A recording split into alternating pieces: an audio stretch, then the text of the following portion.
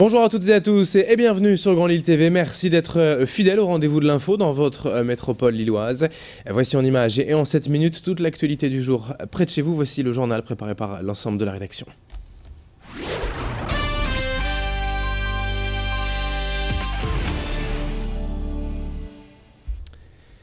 Et on démarre avec les prévisions en météo. Tout d'abord en ce début de semaine, quelques averses peut-être à craindre parfois aujourd'hui.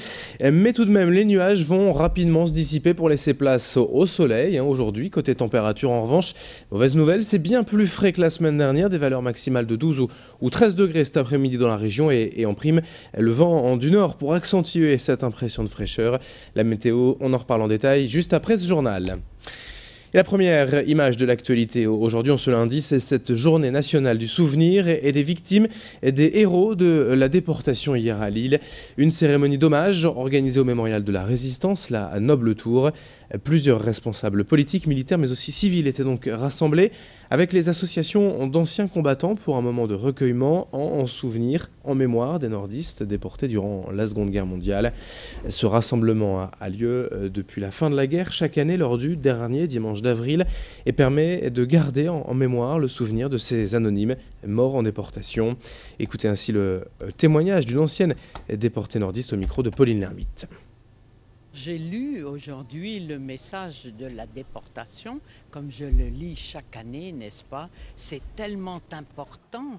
Nous avons eu cette chance inouïe de rentrer des camps de concentration.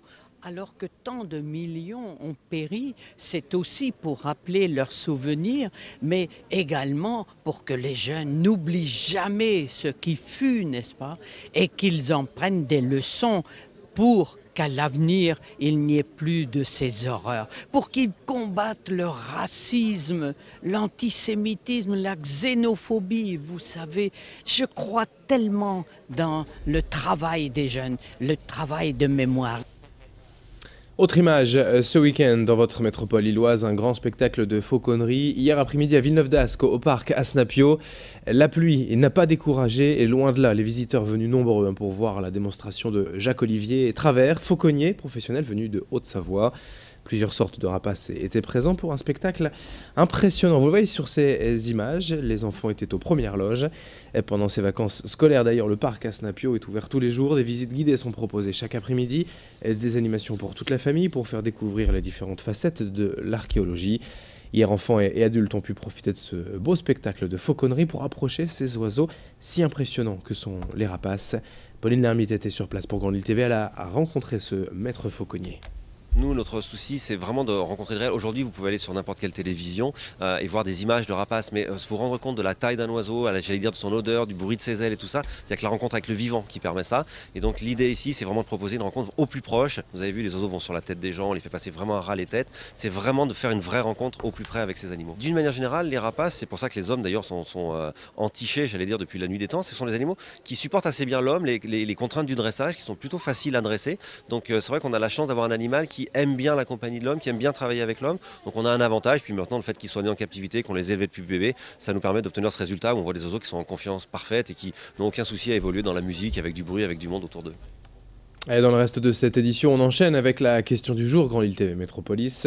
Alors que les vacances scolaires de printemps viennent donc de démarrer, on le sait, les prévisions météo, elles ne sont pour le moment pas forcément très encourageantes avec un temps en frais. Et que ce soit donc en couple, en famille ou entre amis, est-ce que certains de vos projets durant ces quelques jours de vacances vont être remis en cause? Avec la météo, comme d'habitude, la question du jour.net pour nous répondre ou les Facebook officiels Grand Lille TV Métropolis. Un peu de sport aussi dans ce journal. Aujourd'hui, pour ces vacances, justement, pourquoi ne pas découvrir l'escalade? À l'Homme, la salle Altissimo a ouvert il y a presque 2 ans déjà. Et ici, tout le monde peut venir découvrir les activités de grimpe. Ce week-end, par exemple, c'était journée porte ouverte avec des initiations pour tout niveau et tous les âges. Ici, on compte quand même jusqu'à 1200 mètres carrés de surface grimpable comportant 47 relais. C'est la plus grande surface de la métropole lilloise. Il y a aussi 2 espaces de blocs pour apprendre plus facilement les bases, avec un espace d'ailleurs entièrement dédié aux enfants pour plus de sécurité. La salle se situe juste à côté du cinéma Kinépolis à l'Homme, c'est ouvert tous les jours. Pauline Lermite est allée essayer et sur place. Bon, c'est la dépense physique que l'on a. En plus, l'escalade, ça amène, c'est se dépasser. Quand on voit une prise, il faut réussir à aller l'atteindre. Quand on atteint une certaine hauteur, c'est pas forcément évident. C'est surtout aussi un grand plaisir personnel de pouvoir se dépenser physiquement et puis d'apprécier sa séance. Pouvoir rentrer chez soi, être un peu lessivé, mais c'est agréable. Il faut avoir de la force en fait. Quand on arrive dans les voies difficiles, il faut avoir de la force. Un truc comme ça en fait. C'est un petit peu du risque, on est pas mal en hauteur, il y a pas mal de physique. Ça travaille un peu le cardio, enfin ça travaille pas beaucoup le corps et puis bon, ça change du commun en fait. Deux résultats de sport pour terminer ce journal. Tout d'abord, pas d'exploit pour le SBV à Lille Métropole hier.